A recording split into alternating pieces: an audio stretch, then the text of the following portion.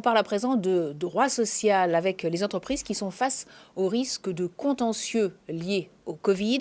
Un tiers des salariés affirment que leurs relations ont changé avec leur employeur. On en parle avec vous, Claire Peroux. Bonjour, vous êtes avocate associée chez NMCG Avocats.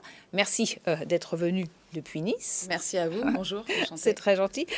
Il y a un vrai besoin aujourd'hui des entreprises d'être accompagnées. La pression s'accentue sur les chefs d'entreprise dans ce contexte actuellement qui est un peu un contexte de tension pour tout le monde.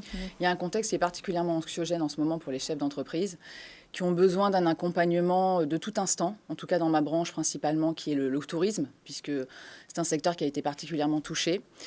Donc on accompagne au jour le jour les sociétés, principalement en ce qui me concerne les hôtels-restaurants, qui sont là sur des annonces gouvernementales, des modifications législatives, l'activité partielle, le télétravail, ça ne cesse de bouger, d'être adapté pour s'adapter justement à la situation et l'évolution de la situation. Donc on a des problématiques qui sont nouvelles et qui nécessitent bien évidemment l'aide d'un conseil pour pouvoir rester dans ce cadre et éviter les faux pas.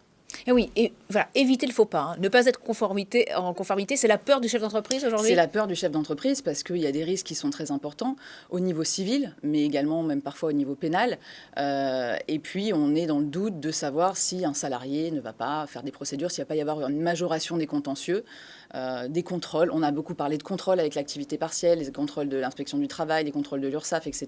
Mais il y a quand même beaucoup d'aides qui ont été développées. Donc qui dit aide dit il faut qu'elles soient justifiées, ces aides. Donc il y a cette peur de rester dans le cadre et de ne pas faire d'erreurs. Oui, avec les contrôles sociaux qui pourraient Oui, tout à fait. Oui, parce qu'il peut y avoir une remise en cause des aides si les formalités n'ont pas été accomplies correctement, s'il y a quelque chose qui peut être targué d'abus dans la mise en œuvre de l'activité partielle principalement. Oui, vous le disiez, les entreprises avec le Covid et avec les aides qu'elles sont reçues ont plus d'obligations envers leurs salariés.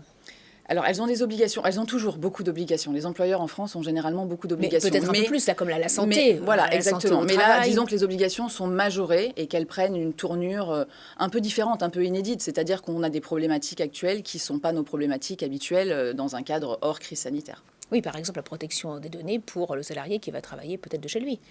Alors, la protection des données, j'ai pas eu... Oui, ça peut être effectivement un exemple. J'ai pas eu ce cas-là, mais plutôt l'organisation massive du télétravail qui, d'un coup, pose des problèmes par rapport au matériel, aux frais, au remboursement des frais, au traitement social de ces frais-là, le forfait, pas de forfait.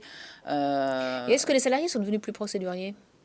Alors, moi, pour l'instant, je n'ai pas un retour massif de contentieux, excepté sur la sphère licenciement économique, où on commence à avoir effectivement des salariés qui vont demander ce qu'on appelle les critères d'ordre du licenciement, donc les critères qu'on est obligé de mettre en œuvre pour des licenciements qui concernent par exemple moins ou plus de 10 salariés bien évidemment, et on commence à avoir des demandes d'explications sur les critères, sur les motifs du licenciement, et j'ai un premier contentieux là, tout récent. Ben voilà, qu'il va falloir gérer. Et justement, alors, que dit le droit ? Parce qu'on parlait des nouvelles obligations des entreprises, mais que dit le droit ? Est-ce qu'il y a encore des zones grises avec le télétravail, avec ces nouvelles formes de travail, cette nouvelle organisation ? Alors, on a au quotidien, nous, en tant qu'avocats, la problématique d'ambiguïté sur certaines notions, sur certains textes.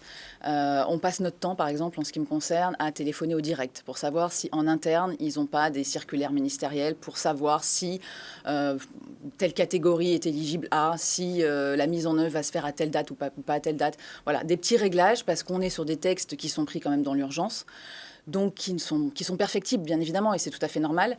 Et on est là pour essayer d'assurer le détail et de mettre en place la bonne procédure, le bon acte, la bonne formalité. Et de prévenir le conflit. Merci beaucoup Claire Peroux, donc avocate associée chez NMCG Avocats, d'être venue sur le plateau de Smartlex. Merci à vous. Tout de suite, une nouvelle interview.